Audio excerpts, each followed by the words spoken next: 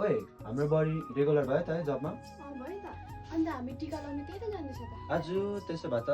1000-1500 मजाले पाउने रहेछ अब बुट किन्नु पर्यो मेरो पनि क्रिम सकिरहेको छ ल नमस्ते बडी नानीहरु भयो बिचा ठिकै छ अरे कत्रो भइस यो त बडी यो सामान मम्मीले पठाउनु भयो ए पठेन नि ओ लाइसेन्स आइस बस बसेको ल तिमीहरु हुन्छ नि राम्रो बाटोमा हिँड्नु नरसङ्गतमा नलाग्नु आमा बाउलाई हेर्नु ठुलो मान्छे हुनु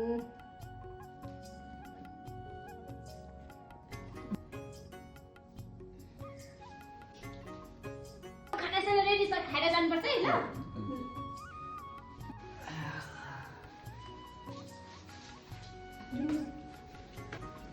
आइ म भात पस्काउँदैछु है हुन्छ हुन्छ देखि आउँछ नि बडी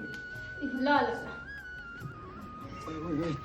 त्यो बाटोमा मलाई पैसाहरू कस्तो दामी बुट किन्छु कि यस्तो दामी बुट हेरिरहेको छु कि मैले एउटा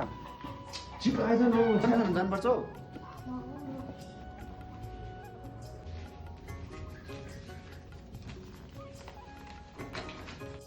छ्या ओइ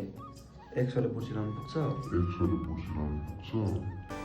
यस्तो पनि हुँदो रहेछ जिन्दगीमा